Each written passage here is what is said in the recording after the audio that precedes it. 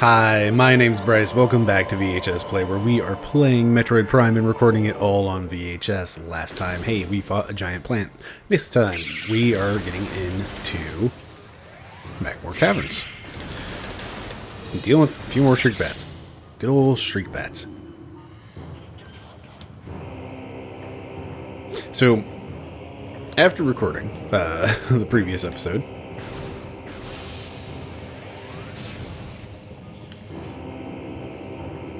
what is that? Oh, it's a display. Is it? Yeah.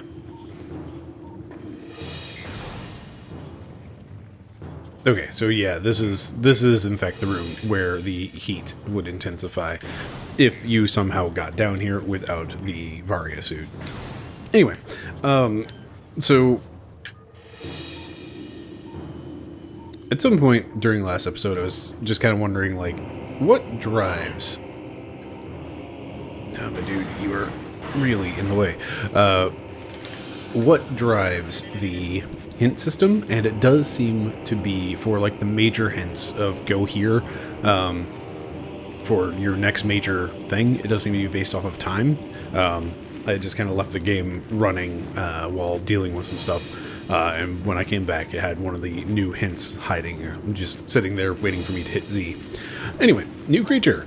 Morphology, burrower, tunneling insect predator. The burrower is similar to the beetle. Though it prefers to spend more time underground, it seeks seismic disturbances, then surfaces to attack. It has enough cunning to realize when something is too large for it to handle. Beyond that, it is fairly ignorant. What it lacks for in brains, it makes up for. It makes up in aggression. There we go. Words I can read.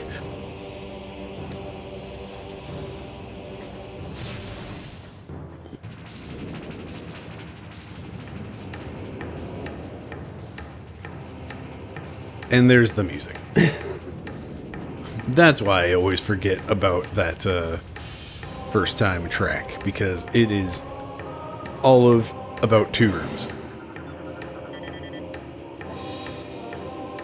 Morphology, a Magmore fire-breathing serpent that dwells in lava. I guess it's just Magmore.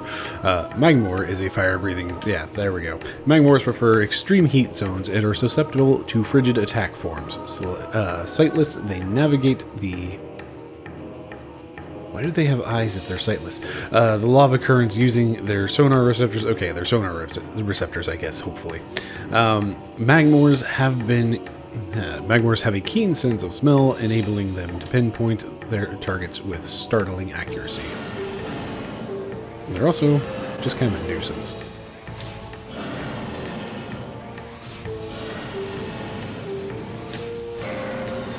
There we go.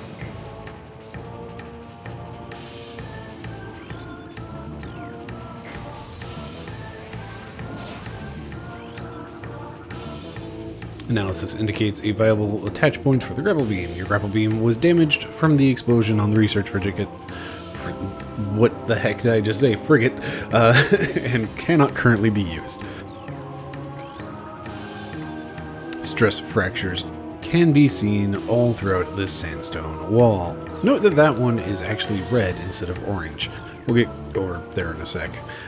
In the meantime, I'm trying to decide if I want to just do something now while I'm here, or come back when, you know, I should.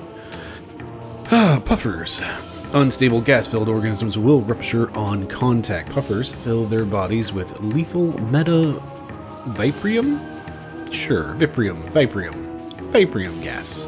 And float about in search of food. I just realized the lava doesn't stop while the rest of the thing, like everything else, is paused. Lava is still animating. Viprium gas float around about in search of food. If ruptured, the gas within the puffer is violently released. Despite their fragile bodies, puffers are aggressive hunters. The gas cloud they release upon death is often fatal to the creature that brings them down as well.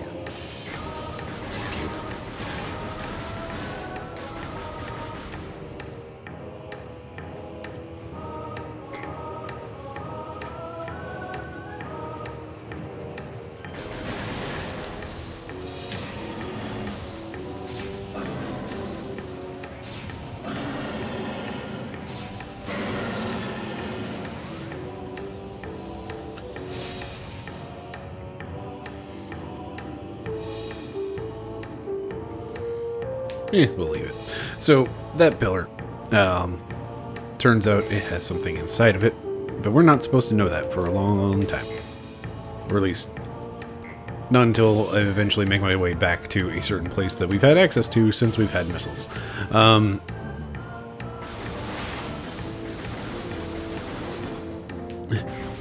Importantly, this thing opens... I can open this with missiles. Don't want to leave it or just want to grab it now.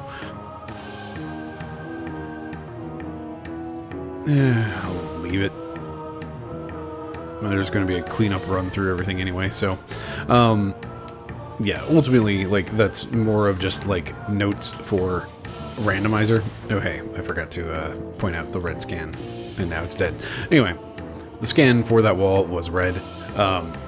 This room for Metroid Prime randomizers is a doozy, because you need to come down from that specific direction, and you can get there by having access to the morph ball, and you don't even have to fight Flagger or anything, and you can get down here and into this room.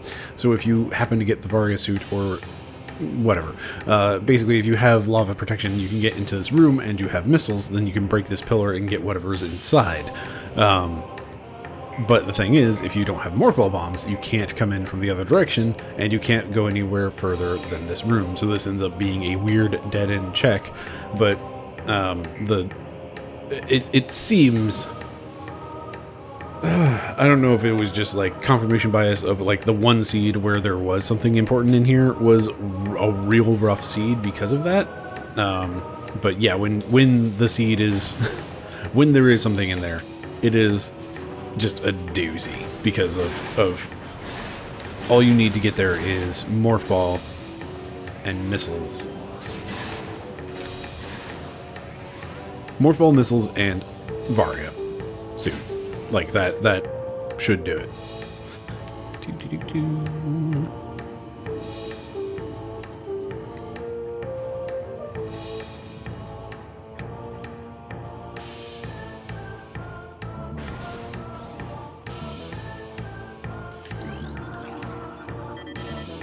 New creature. Triclops, hard-shelled creature with powerful jaws. The Triclops is a hunter-gatherer. It collects small creatures and bits of foodstuffs. I love that word, foodstuff. Then deposits them elsewhere for later consumption. The hard tripartite? Yeah, tripartite mandibles it uses to move earth and rock are quite strong and difficult to escape once ensnared.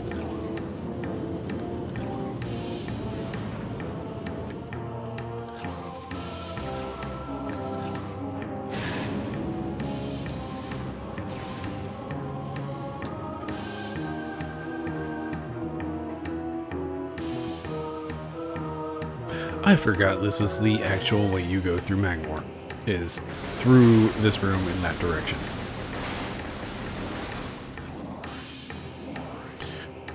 More randomizer fun, there is something in this pillar as well, I think.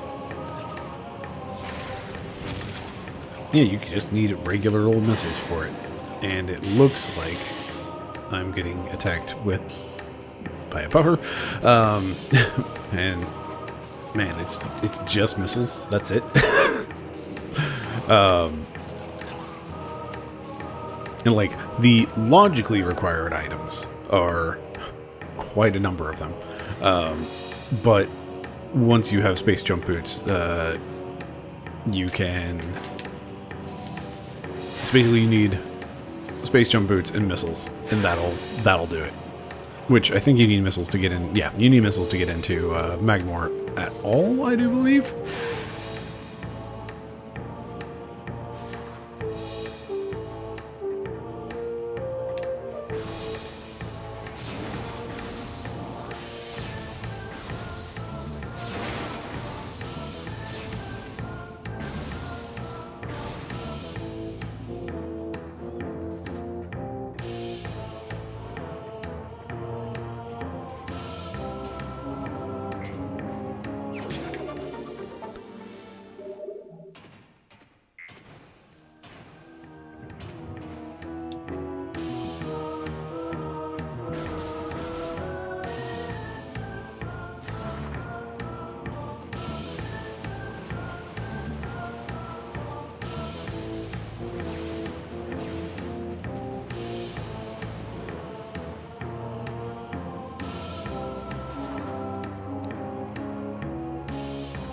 man, again, like the visor effects, like that was, it's notable because this was like one of the first games to do that sort of thing. And like, there's so many different effects that they do with it.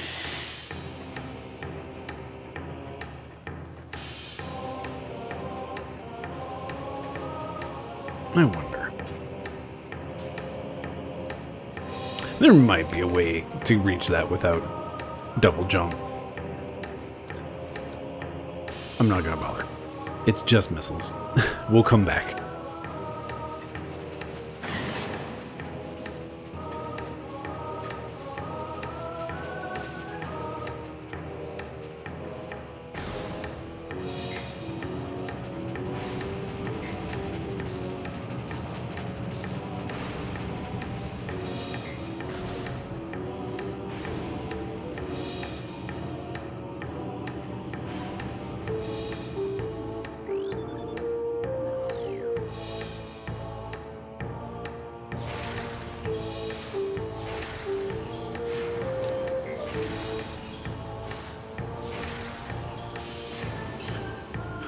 I am glad they send you in from this direction originally, because coming in from the other door, it is rough because the those turrets. Yep. And also this one. Basically, you can have all three turrets shooting at you when you come in through this door, and that is a rough deal. And turrets hit fairly hard. Like, this is one of those points in the randomizer that's real dangerous, because if you haven't found a couple of health upgrades by this point, then you just kind of have to deal. Like, it is very easy to just get obliterated by turrets in the early game. Welcome to the episode in which I talk a lot about the randomizer. I really, like, the randomizer is so good. Like, it's... I think a large part of it comes down to just how much of Metroid Prime I've played, and, like, being able to come back and play this game and experience it in a new way. Like, it's really exciting because it lets me use all of that knowledge build up from, when I played this game relentlessly as a teen, that is still kicking around apparently. And it makes the game like fresh every time. So, anyway. Report any signs of magma predator activity to Security Central at once. Local crystal formations possess low phazon residue.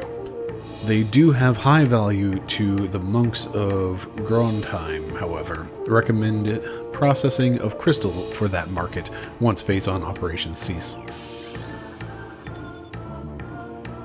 Geothermal power routing to this station is complete. Unstable magma flows is a concern. Remove tower from geothermal grid if fluctuations exceed safety levels. Immersion pistons are leaching power from the magma pools as planned. Geothermal power source is promising. Recommend energy command deactivate central dynamo and switch to geothermal power at once.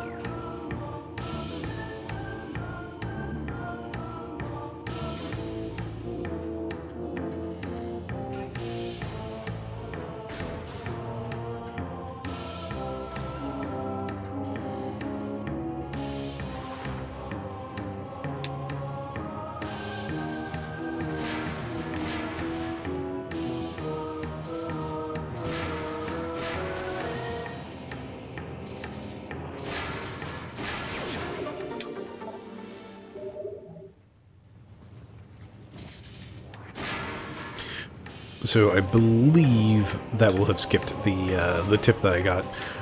The hint system would have pointed me in this direction, pointing out that there were basically it's, hey, foreign technology has been detected in this area, or like active foreign technology or something. I don't know. But also, I guess I should point out that we can recognize that as space pirate technology. This ice structure blocks the hull. Concussive blast should be able to clear it out of the way.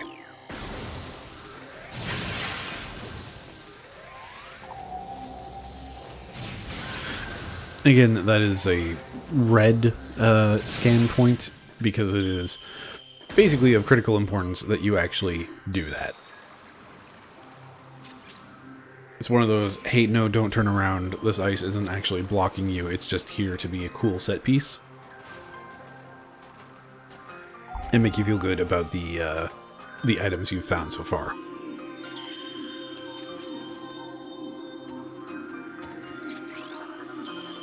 This platform is kept aloft by a gas-based propulsion system attached to its underside. Things that don't need explaining, but they do anyway, and that's pretty cool. Like, new creature, morphology, flickerbat, scavenger with optical camouflaging that renders it invisible to the naked eye. Flickerbats are deceptive creatures. The only way to track them reliably is with X-ray imaging. They fly ceaselessly, hunting insects and other small prey that float on the air currents. Flickerbats tend to fly in cyclical hunting patterns, using primitive sonar to navigate. And we get our hint system for, hey, no, don't forget to save. It's been a little bit since you saved. Don't forget to save.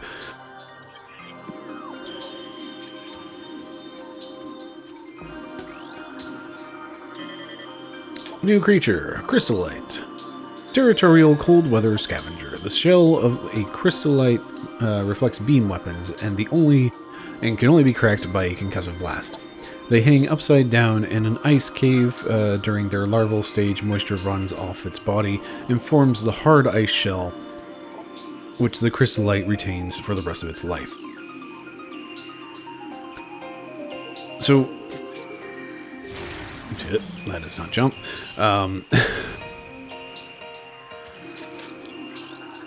Red, again, because we need to do this. Grating has become brittle from temperature fluctuations. Large traces of radion detected. Which radion is missiles. Hey, champ. Alright, fine. You know what? Let's roll on in there. Door directly above has been unlocked.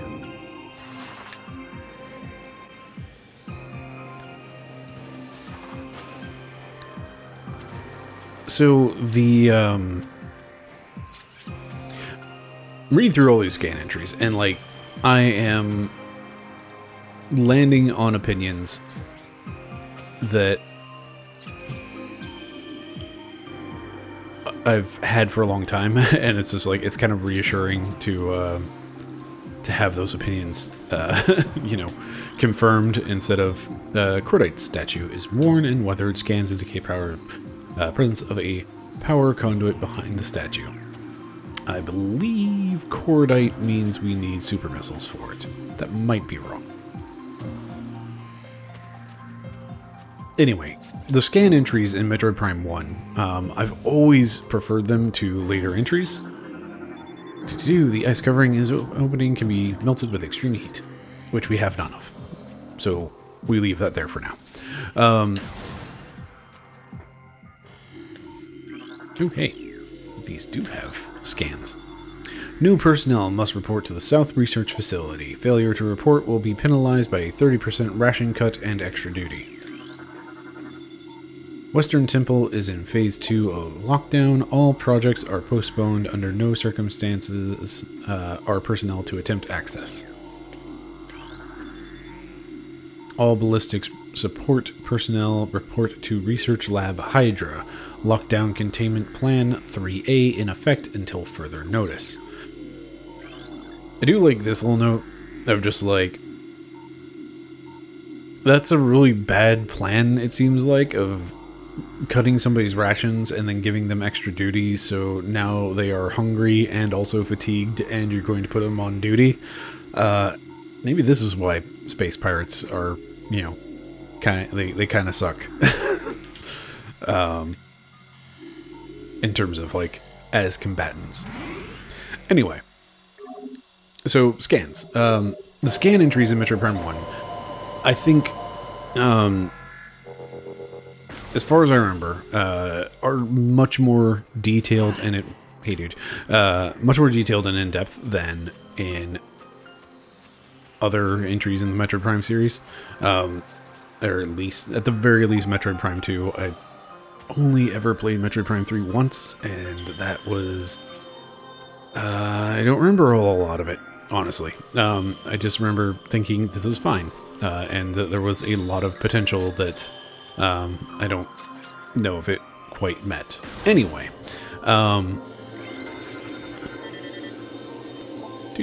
Scatter Bamboo. Pulsing tendrils of energy extend from the creature's body. Like all bamboos, these creatures can only be harmed by electrical energy. Proximity to these life forms may result in electrical visor interference, which is a really neat visual effect. It is possible to avoid engaging scatter bamboos by rolling into the morph ball and slipping between the rotating energy streams.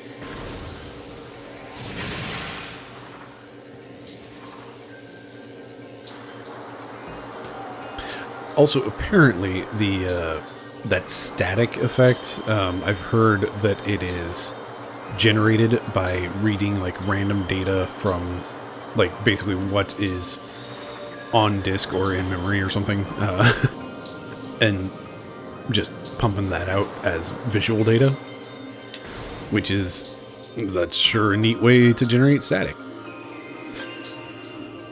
Anyway, I'm going to finish this thought. After we read this scan entry.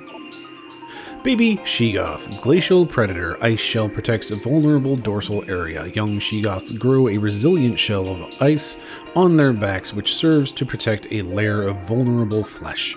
With this being their only weak point, baby Sheegoths will turn quickly in order to not allow predators the opportunity to strike at their backs. Powerful hunters, they fire bursts of ultra-cold gas at potential prey, then feast on their frozen victim.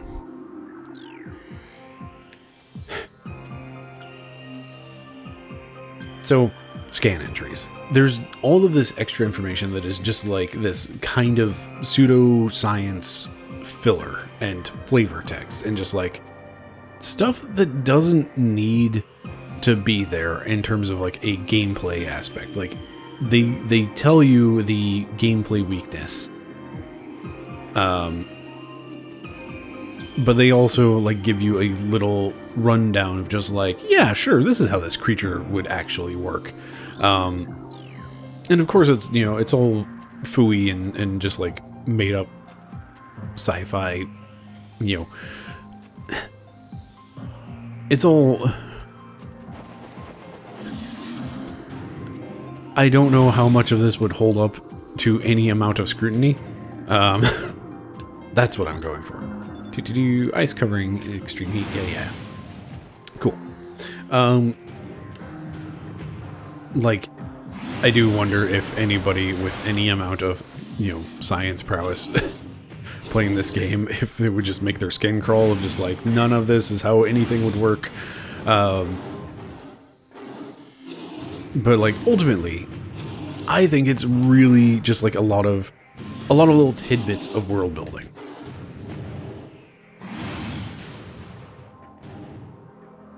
Also, we're going to come back here.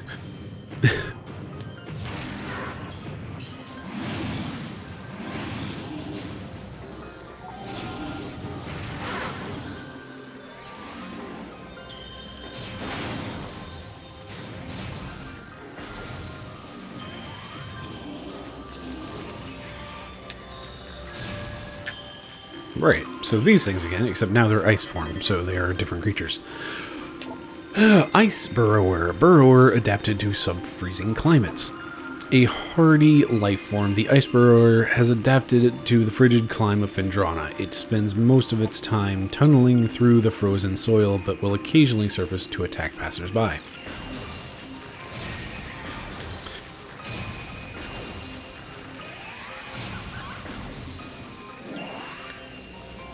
Anyway, like, something I feel like Metroid Prime 2 is missing is this flavor text aspect of the scans. Like, I remember being disappointed in Metroid Prime 2 for the scan aspects because the data was much more direct about combat and less so, like, it felt like it just had a lot less of the world building, you know, world building pseudoscience junk. There we go, that's a sentence. But like, I like my silly pseudoscience nonsense. It does just make this world seem like a place that could actually exist, like, to even the smallest degree. So many bamboo.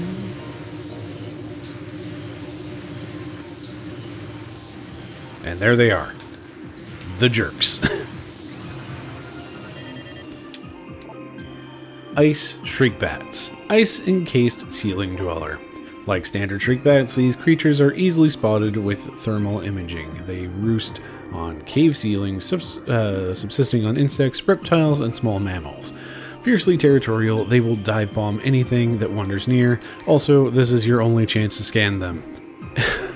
So, do so. That was a Chozolore. New Chozolore entry.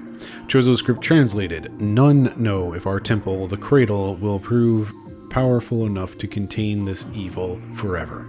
How can we Chozo hope for it to remain intact when that which it guards rise in the darkness, growing always stronger?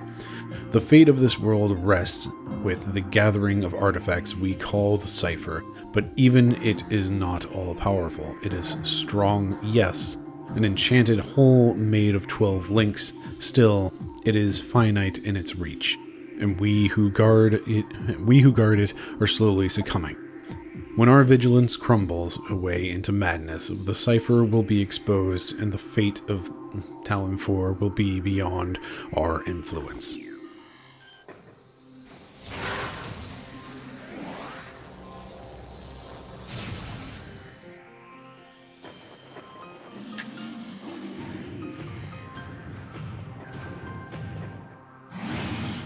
Yep. Somebody woke up.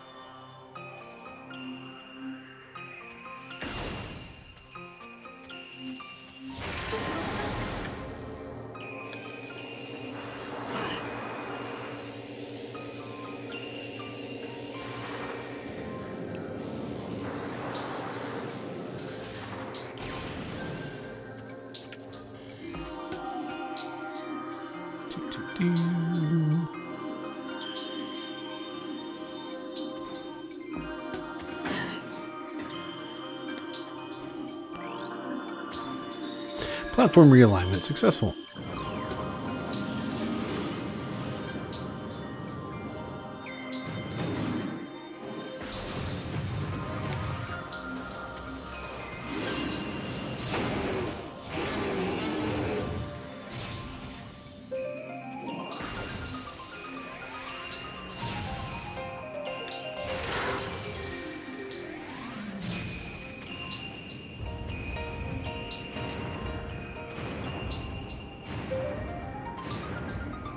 So that's a fun bit of first-person platforming stuff. Because I kept moving, you couldn't see that the platforms were falling, but you did have the screen shake and the sound effects behind you to let you know what was going on. Anyway, it's boost ball time. It's like the morph ball, but gotta go fast. Boost ball. While in Morph Ball mode, press and hold B to charge the ball, release B after charging to get a speed boost. Additional information is always... And by the way, did you notice the half pipe when you were coming in? And also, here's how you get out of here. Which, admittedly, that is useful information. Boost ball. Samus's notes, when charging, the longer you hold B, the longer and faster the boost ball charge will be. Throughout the environment, you will encounter U-shaped channels known as half pipes. Using the boost ball in these areas will let you reach higher places. Build a charge as you descend in the half pipe, then trigger the boost ball as you ascend the other side. This will give you the speed and momentum you need to reach new heights.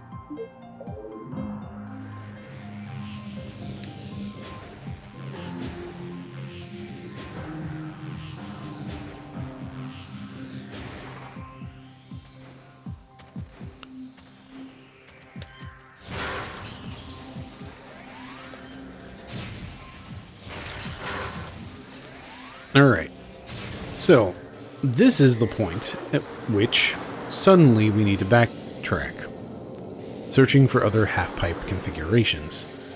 Half-pipe structure detected. This is actually like a really good hint. Because you passed this at the start of the game, and you have not come back. Like, flat out, there's just, like, a lot here. There's a lot that you've seen, and you've occasionally run into some half-pipes. But, like, ultimately, this is the point where you need to do a kind of hefty backtrack to get the next key item, which, thankfully, is double jump, which, again, we could have gotten at the start of the game because of that one fun little side hop glitch. Alright, and then we have this this little tease here.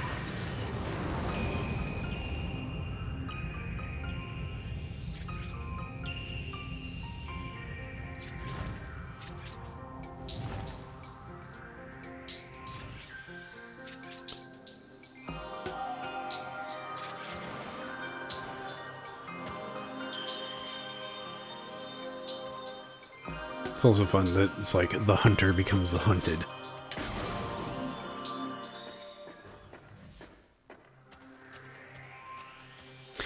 Also with that, they're having him go this direction, so it's kind of a, hey, no, you need to...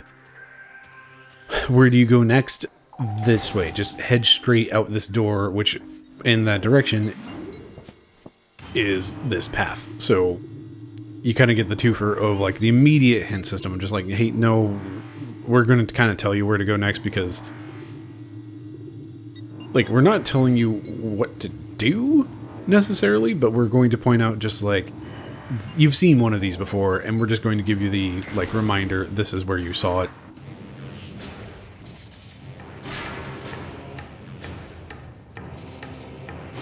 And of course there are other half-pipe configurations. No, that could be worse. It's fine. Everything's fine.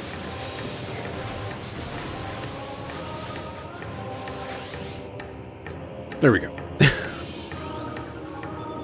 Scan shows stress fractures in Bendesium frame. So here you've got the hint of like these panels are powered off, they're cracked and broken. You also have like the hum of an item directly underneath, and then you have also just like, if you've played Super Metroid before, you have like the, wait a minute, this is a tunnel much like that one in Meridia that I can super bomb, or power bomb, that's the actual word, and that'll do the thing. Also, it's the ice spreader. Really, the ice spreader is there, usually? Okay, I had forgotten what was there in vanilla. This is fine.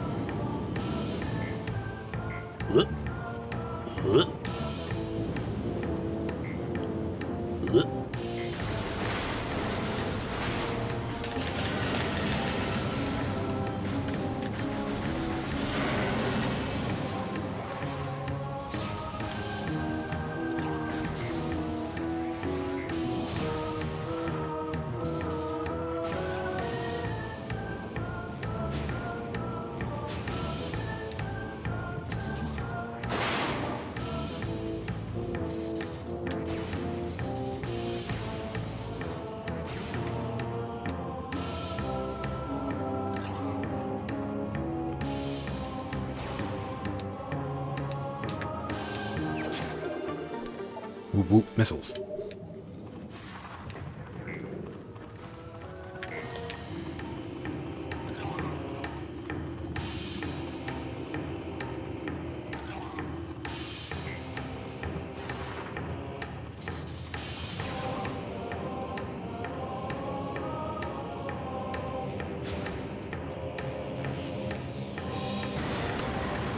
Not what I want. Not what I want at all. There we go. Problem solved. Fire does look like legitimately good in this game.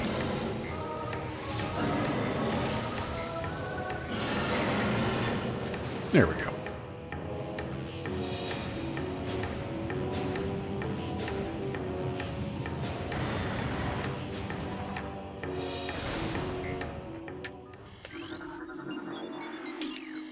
So that takes us back up to the Talon overworld, and what's fun is here we just have like a big fiery pit that we can't cross because it's just like, hey, here's a river of lava. That's all you got.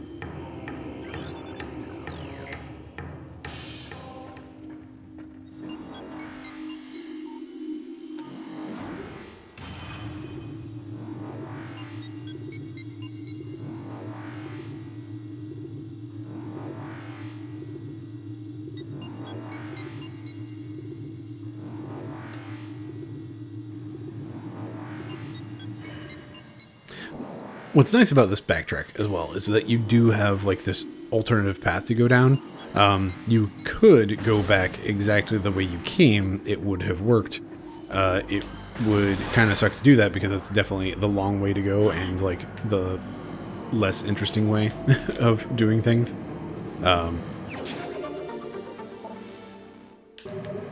This is a fun little, like, you just have this steaming pit and this little walkway, and then it's just like, oh wait, hold on, there's nothing actually in there that's going to hurt me. Beetles.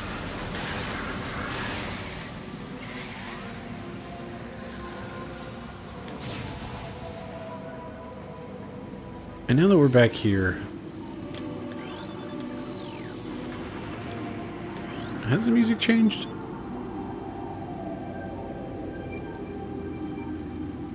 Not yet. We still have Talon Overworld 1 music. Neat. Analysis indicates incubating life forms below the surface. Sure does.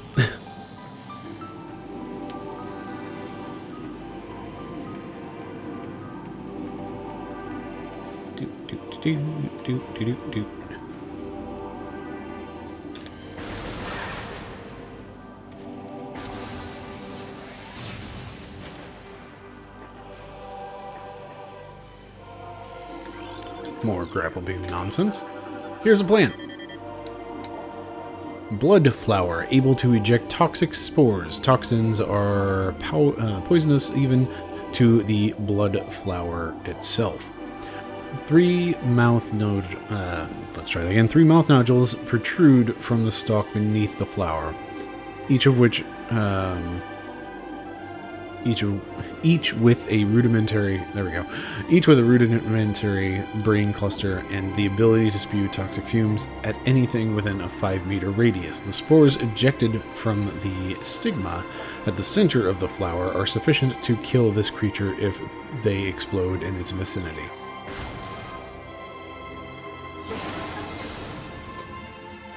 Now, here's the thing. We've had access to this door since we got missiles.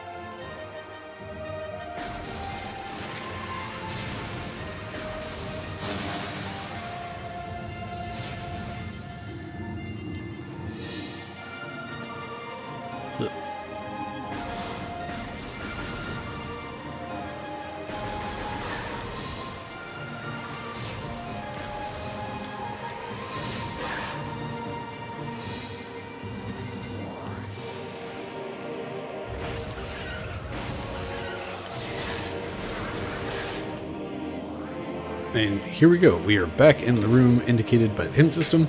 Sure is a half pipe right here that we just walked right through. Maybe we didn't even notice it was a half pipe because it was just like, this seems reasonable as just a path. It's sandstone. what sandstone means at this point.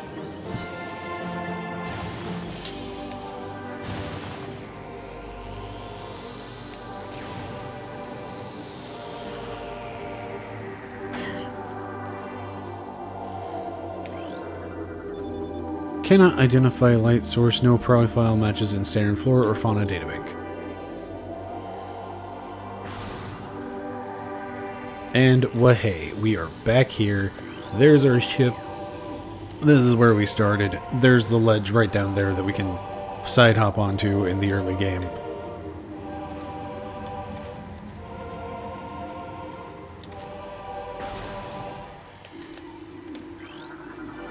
And there's the space jump boots with those nice god rays just completely highlighting it. And this is another one of those dangerous points in the randomizer. You need space jump to get out of here.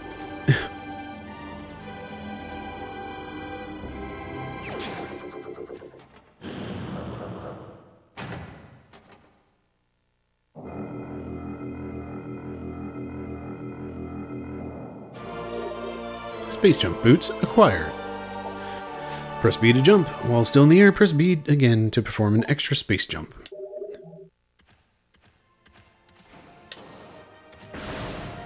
Alright. Is this... There we go. So now that we have space jump, when you do the double jump...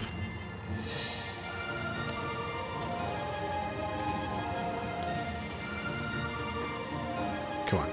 Are you going to do it? When you jump a second time, it does push the camera down ever so slightly so that you can keep track of where you're jumping to. Anyway, now that we have space jump, we can get into all sorts of places that we couldn't before. Also, we haven't been here for a while, so let's get our missile expansion from here. We'll check in with the ship in a moment.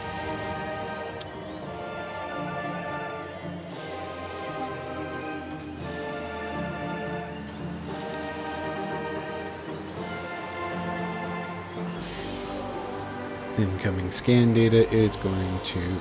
Ooh. Predator activity analyzed. Predator increase in Vendrana region.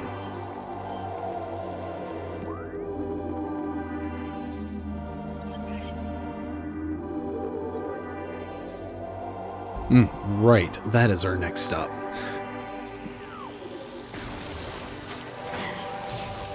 I have not seen these before. Don't forget to scan things.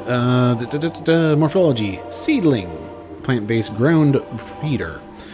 Dorsal spines can be ejected in self-defense. That's really quite straightforward.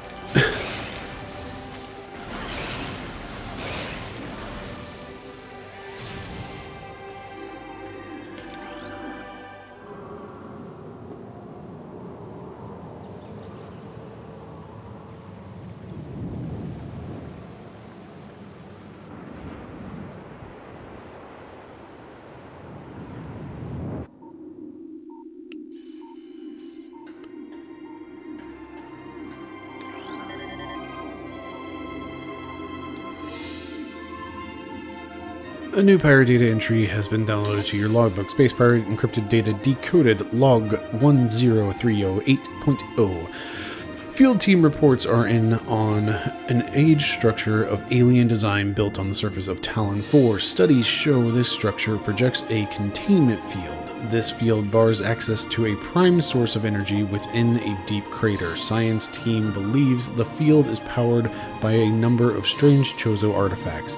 We have found some of these relics, and studies on them have begun. As this field could hinder future energy production operations on Talon 4, we must dismantle it as soon as possible. This means the destruction of the Chozo artifacts. It will be done.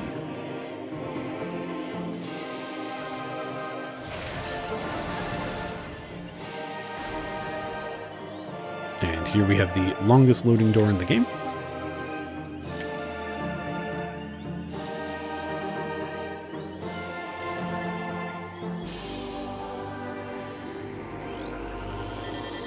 New Chozo lore entry. Chozo script translated. As we have done for millennia, we Chozo work constantly on our statuary. The statues are our sentinels, blind but ever watchful. They are and have always been repositories for our most precious secrets and strongest powers. The crafting of each is a long and sacred process, performed only by those Chozo who have lifetimes of experience in such things. We have left these relics on planets across the solar system. Some are merely reminders, silent emblems of the Chozo that serve as icons of peace in lands that know only war. Others wield subtle strength, exerting their influence in ways beyond the understanding of mortal creatures. Still others are guardians of our secret ways, and these can be as terrible as they are beautiful. Those who respect and honor these relics will know the friendship of the Chozo. Those who deface or destroy them will know our wrath, unfettered and raw.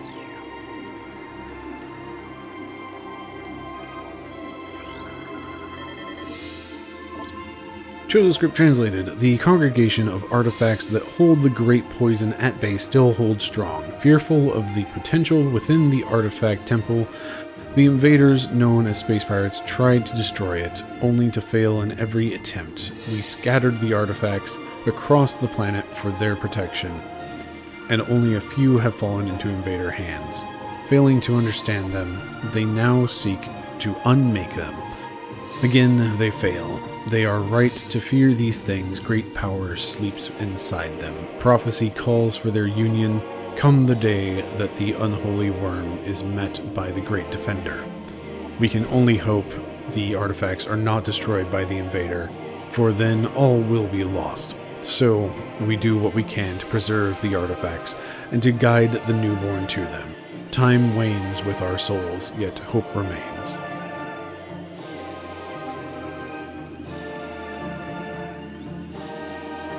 So this one throws me off a little bit because it makes it to where it's like the space pirates were actually interfering with the Chozo before the Chozo had, properly vanished.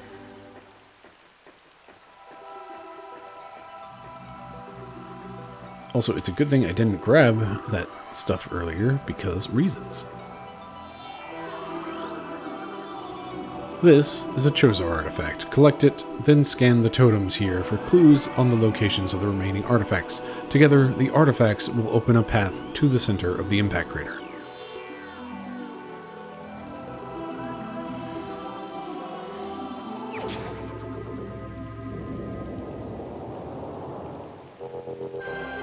Chozo artifact acquired. This is the artifact of truth, the first of 12. Collect it, then scan the totems here for clues.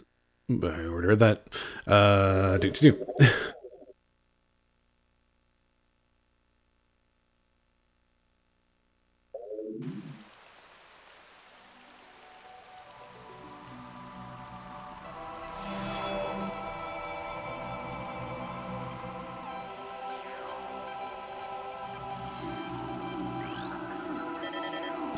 A new Chozo artifact, or new artifact entry has been downloaded to your logbook, translating Chozo ruins on the totem surface. So, if I had picked up that, the artifact that I know where it's at and already have had access to, then yeah, I wouldn't be able to do this scan. It would just be like, yeah, you already got it. And that would throw off the entire scan percentage and all of that fun stuff. A sun chamber being green, high atop our ruined home, became the nest of a great beast and a source of corruption. Many Chozo spirits have been drawn to this tainted place, release their bond to the world to claim the artifact of the wild.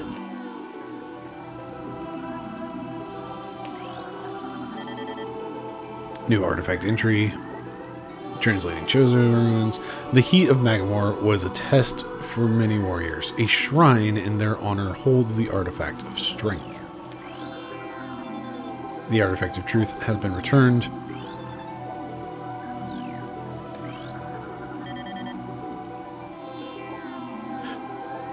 Invaders have claimed Phendrana as their own. A tower sits atop their fortress. Collapse it to reveal the chamber where the artifact of Elder is held.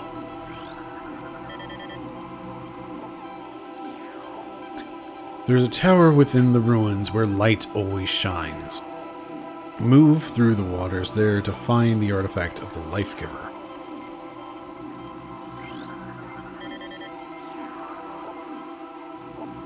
Within the ruins of our home, we honor our fallen elders in a great hall. A chamber beneath the statue holds the artifact of World.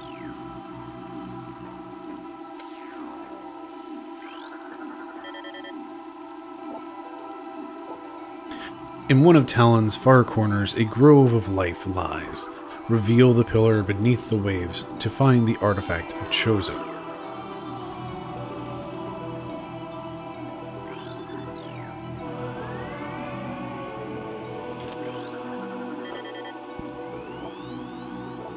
A tall cave stands at Phendrana's edge.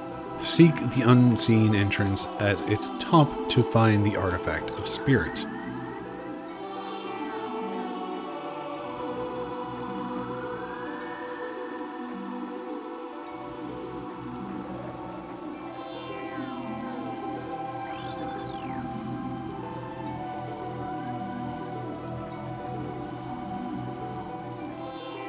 Does it not give me all of the clues all at once? That's kind of rude, to be fair.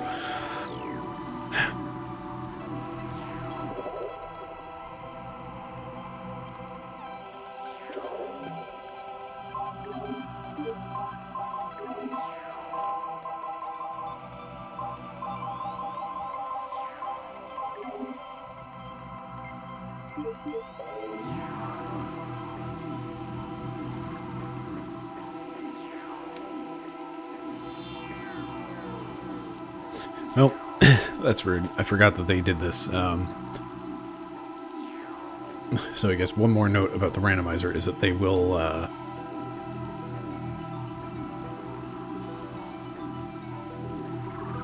Is there any, like, particular rhyme or reason with these power lines? Doesn't seem to be. Anyway. The randomizer uses this room as a way to just give you hints of where to find Chozo artifacts. And they will straight up give you the room names. Here, with these hints, it's not quite the room names, but it's close enough to suss it out.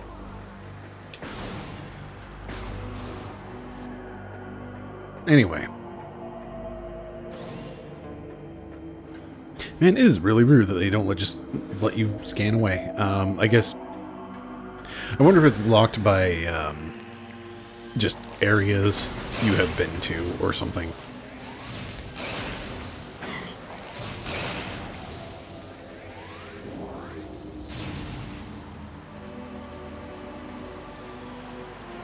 Alright, so the hint system did just kind of already pop up and say, hey, you need to do more backtracking.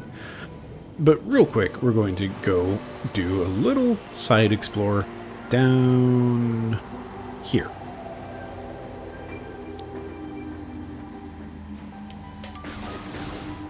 Because this is one of those rooms that we've had access to since, like, the start of the game. This rock formation blocks most of the tunnel, but there is a small opening near the floor.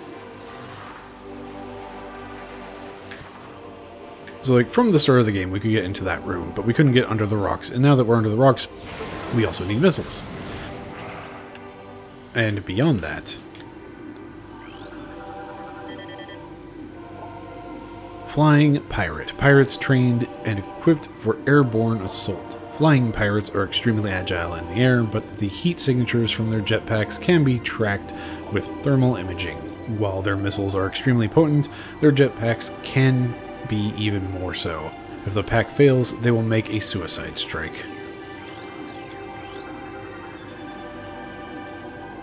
This crate appears to be the same type of container found on the Space Pirate research frigate. The material seeping out from the ruptured metal is highly toxic. Analysis indicates that this may be the phazon compound the Space Pirates were using in their biological experiments.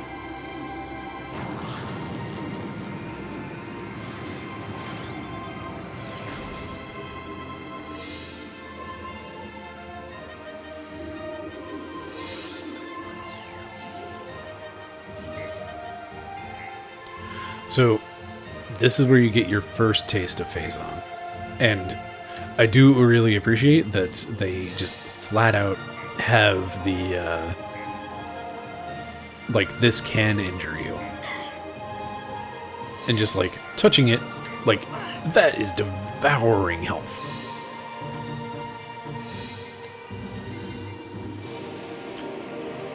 But also over here, you have this great big thing of water that you can't see through at all.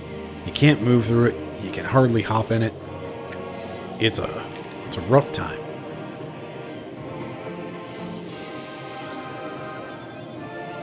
This lichen is apparently pronounced lichen. This lichen seems to be giving off low levels of radiation. No matches found in the flora fauna database. And there's a missile expansion there. So this is where we get blocked in this direction by yet another lock. So far we've needed we needed missiles, which was our first item. We needed morph ball, which was our second item. And now we need some way to traverse the water. And there's this hint of grapple beam here, but that's just kind of a, it's just kind of a red herring slash this is nice to do after things. But what we need in particular is a way to go through water, which luckily that's off in Phendrana. Not the next item we're going to get, but it is basically we get to go through Phendrana and have a, if I remember correctly, we get to do a few things while we're up there. But that is going to be for next time. For now, let's head back to the ship, have a rest. Right, I no longer get the boost because I have double jump. Haha.